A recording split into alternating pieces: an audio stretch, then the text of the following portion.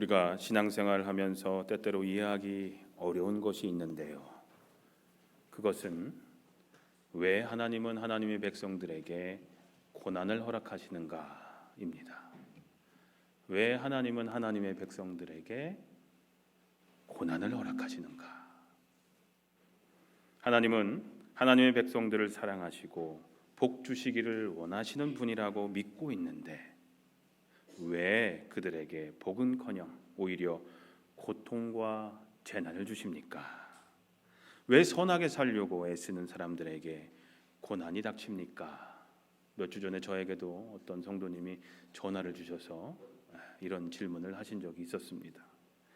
왜 아무런 죄가 없어 보이는 사람들에게 재난이 닥칩니까?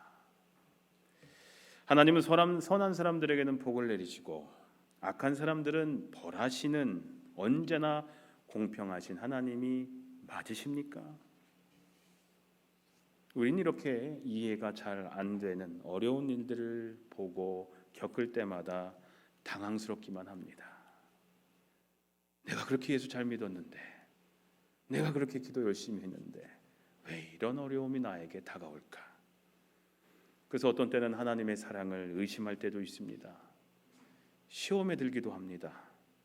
절망하고 좌절할 때도 있습니다. 욥기서는 하나님의 백성들이 왜 고난을 받는가라는 주제를 다루고 있는데요. 이스라엘 백성들이 포로 생활을 하면서 극심한 고난을 받고 있을 때 그 암울했던 시대에 쓰여진 책이 욥기서입니다. 하나님은 극심한 고난과 고통 중에 있는 이스라엘 백성들에게 욥기의 말씀을 주심으로 말미암아 고난 중에 숨겨진 하나님의 섭리를 일깨워 주시기를 원하셨습니다. 그래서 욥기를 쓰게 하십니다. 일찍이 이스라엘 백성들은 특별한 자부심을 품고 살았습니다. 그것은 그들이 하나님께 택함을 받은 백성이다라는 선민의식, 선민사상이었습니다. 우리는 하나님께 선택을 받은 백성이야. 그리고 하나님은 항상 그들의 편이시라는 믿음이었습니다. 하나님께서 그들의 조상 아브라함에게 이렇게 굳게 약속하셨기 때문이죠. 창세기 12장에 내가 너로 큰 민족이 되게 하고 너에게 복을 주어서 내가 크게 이름을 떨치게 하겠다.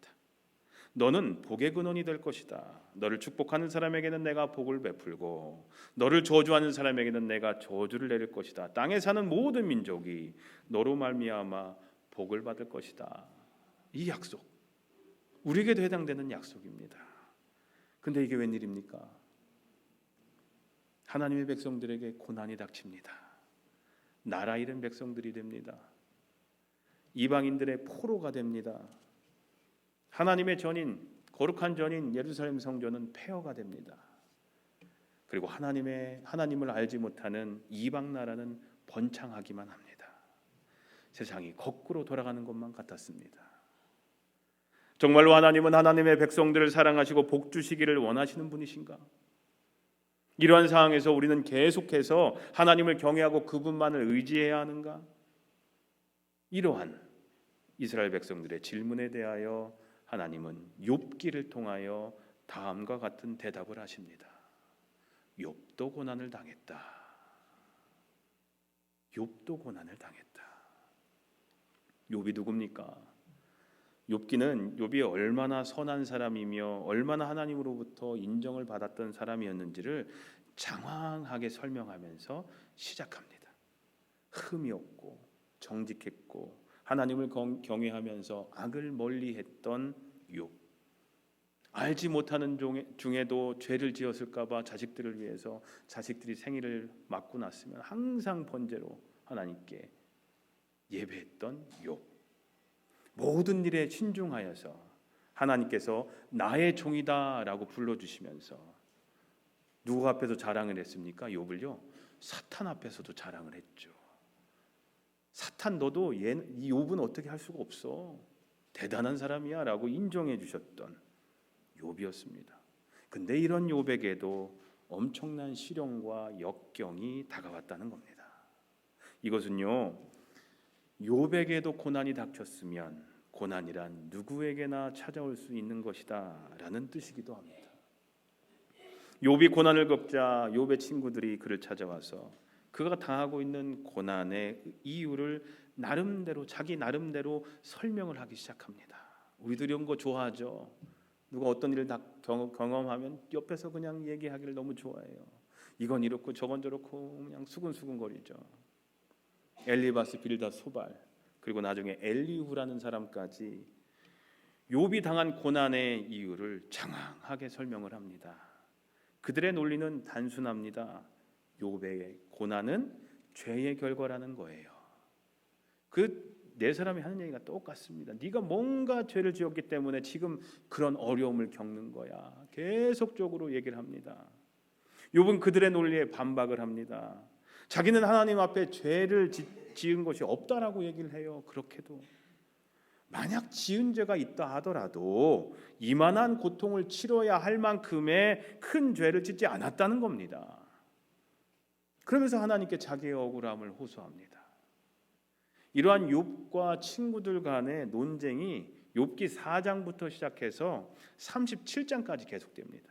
욥기가 42장으로 이루어졌는데 34장의 분량이 이러한 논쟁의 반복이에요. 그런데 욥기는 그들의 그러한 긴 논쟁이 모두 잘못된 것임을 가르쳐 줍니다. 인간은 고난 속에 숨겨진 하나님의 비밀을 다 알 수 없다는 겁니다.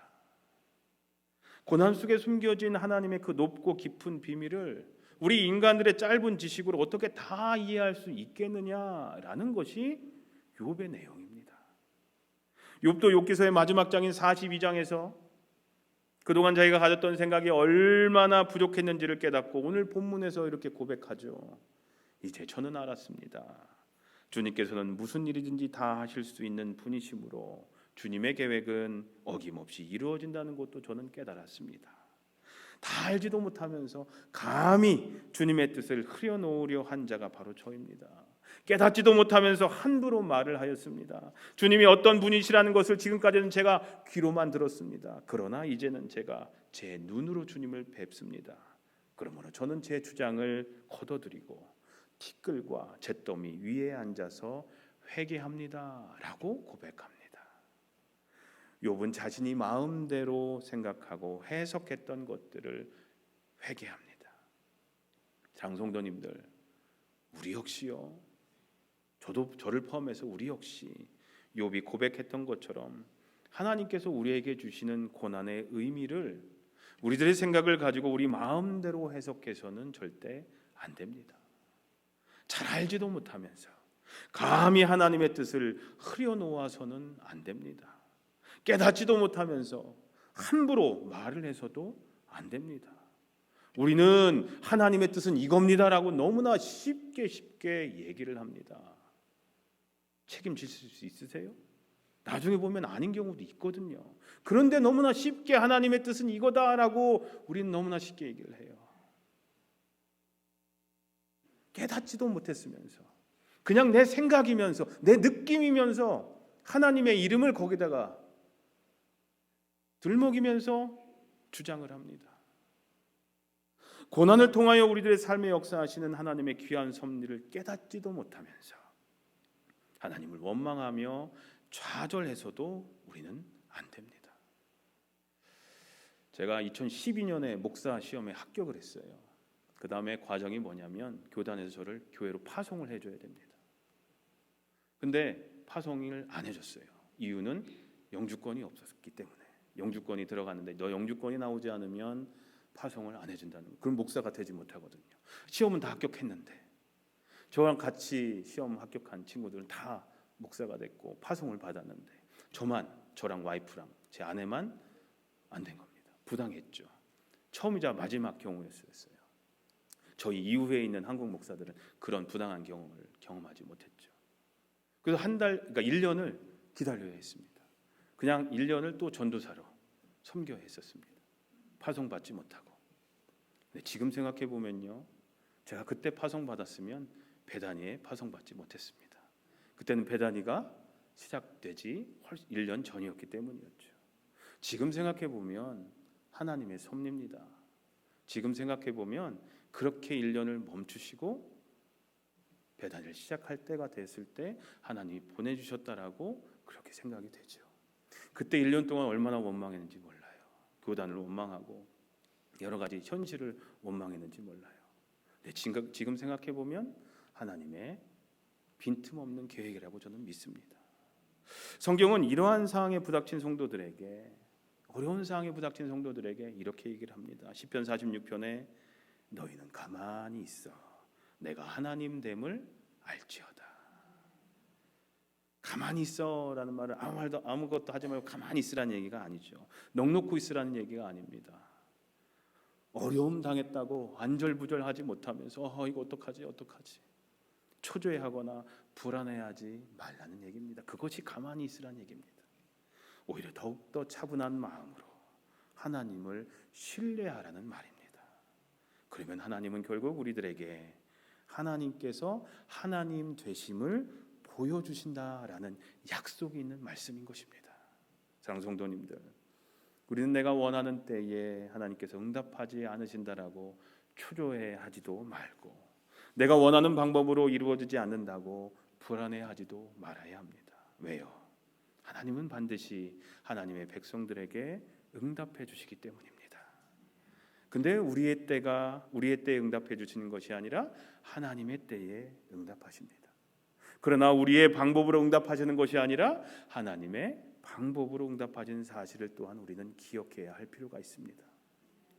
그래서 이거 엄청나게 많이 말씀드렸잖아요. 아마 여러분들도 기억하실 텐데, 하나님의 때에 하나님의 방법으로, 이것이 우리들의 믿음이 되어야 한다라는 겁니다.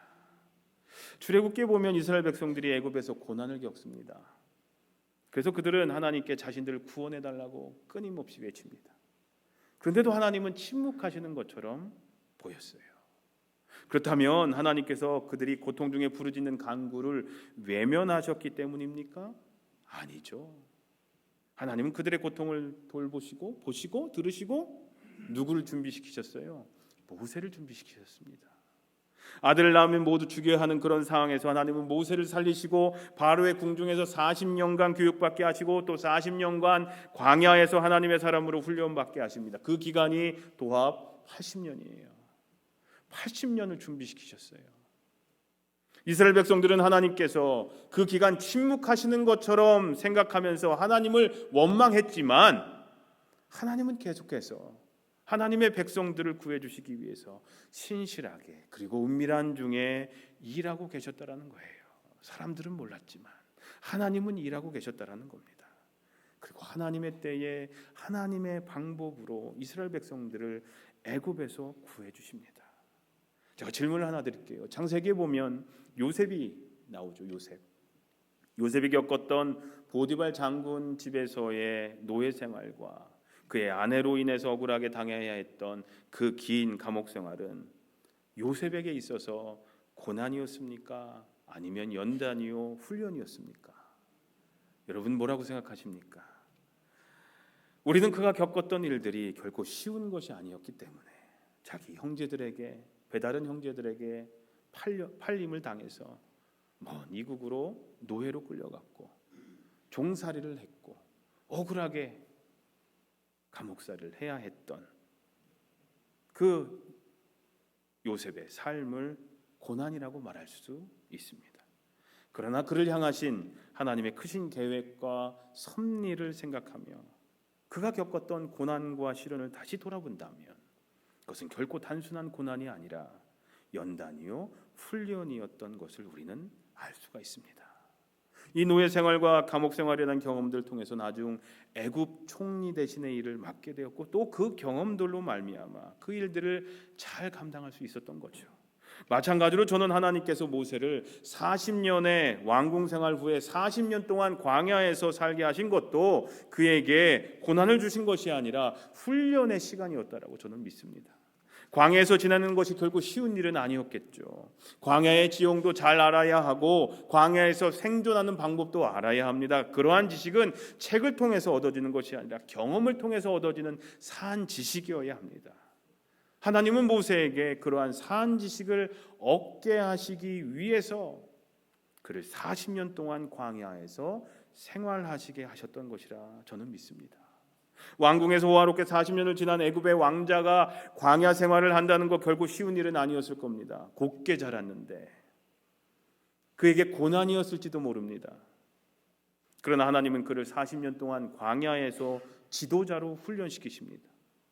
왜냐하면 나중에 그는 200만 명이 넘는 이스라엘 백성들을 데리고 광야길로 인도해야 하는 중요한 사명을 감당해야 했기 때문이죠. 성경에 나오는 위대한 신앙의 인물들을 한번 보십시오.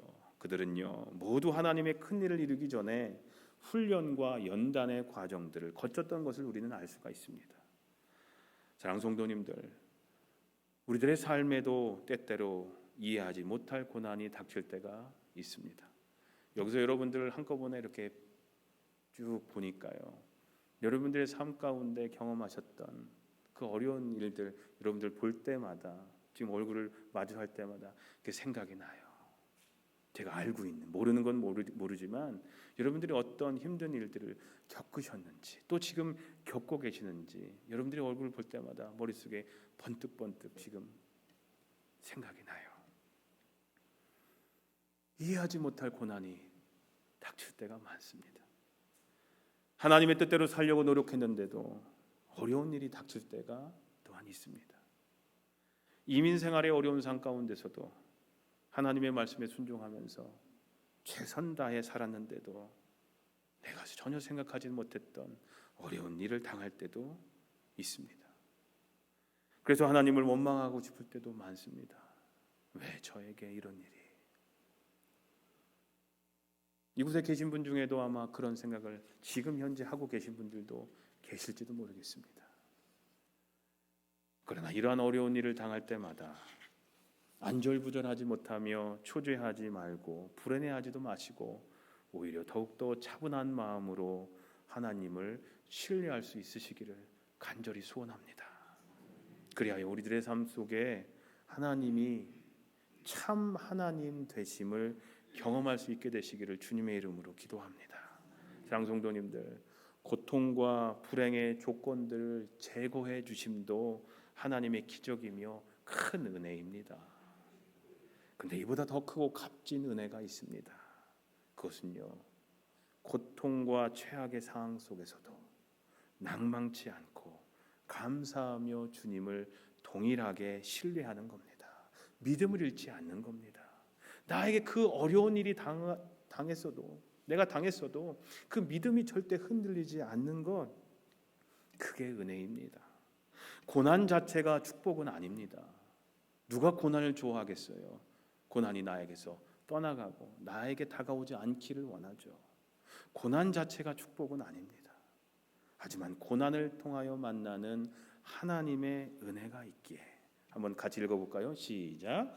고난을 통하여 만나는 하나님의 은혜가 있기에 오히려 고난은 유익이며 축복이 될 수 있는 겁니다. 고난 경험해보지 못한 사람은 경험할 수 없는 은혜가, 고난을 겪어본 사람들만 경험할 수 있는 하나님의 그 깊고 놀라운 은혜가 있어요. 그래서 비록 내가 고난을 당하고 있지만 그것이 오히려 나에게도 은혜가 될 수 있다는 거죠. 감사의 조건이 될 수 있다는 겁니다. 때로는 하나님을 아무리 불러도 대답이 없으셔서 우리에게 무관심한 것 같은 상황이 우리 삶 속에 자주 일어납니다. 내가 기도했을 때 바로바로 응답해 주시면 얼마나 좋아요. 때로는 그렇지 않을 때가 많아요. 하지만 그럴 때라도 우리는 하나님께서 여전히 내 삶을 다스리고 계신다라는 믿음만큼은 잃지 마시길 바랍니다. 한번 따라해 보실까요? 하나님께서 여전히 내 삶을 다스리고 계신다. 네, 이게 진실입니다. 이게 진리입니다. 우리들의 고통을 통하여 무엇인가를 이루시기를 원하시는 하나님의 섭리를, 숨겨진 하나님의 뜻을 굳게 믿으면서 고난 중에도 사도 바울처럼 이렇게 고백할 수 있는 저와 여러분들이 되기를 소망합니다. 로마서 8장에 누가 우리를 그리스도의 사랑해서 끊을 수 있겠습니까? 환난입니까? 공고입니까? 핍박입니까? 굶주림입니까? 헐벗음입니까? 위협입니까? 또는 칼입니까? 나는 확신합니다. 죽음도 삶도 천사들도 권세자들도 현재일도 장래일도 능력도 높음도 깊음도 그 밖에 어떤 피조물도 우리를 우리 주 예수 그리스도 안에 있는 하나님의 사랑에서 끊을 수 없습니다. 이 고백이 고난 중에도 고통 중에도 쓰라린 아픔 중에도 저와 사랑하는 성도님들의 믿음의 고백이 되시기를 주님의 이름으로 간절히 소원하며 기도하고 축원합니다. 기도하겠습니다. 하나님, 누가 우리를 하나님의 사랑에서 끊을 수 있겠습니까? 하나님, 주의 모든 일이 막막하고 답답하고 도저히 손쓸 수 없는 일들이 저희의 삶 가운데 일어날 때 저희가 바라볼 곳은 오직 하나님 한 분밖에 없음을 이 시간 믿음으로 고백합니다. 하나님, 우리 눈에 보이지 않고 느낄 수 없을지라도 지금 이 순간에도 우리를 위해 일하고 계신 하나님을 신뢰합니다. 저희를 위한 하나님의 시간, 하나님의 방법을 기대하고 소망합니다. 주님, 저희를 불쌍히 여겨주시고 주님을 향한 그 믿음이, 그 작은 믿음이 절대 흔들리지 않게 해 주시옵소서. 예수님의 이름으로 기도합니다. 아멘. 이 시간 하나님께 봉헌하는 시간 갖도록 하겠습니다.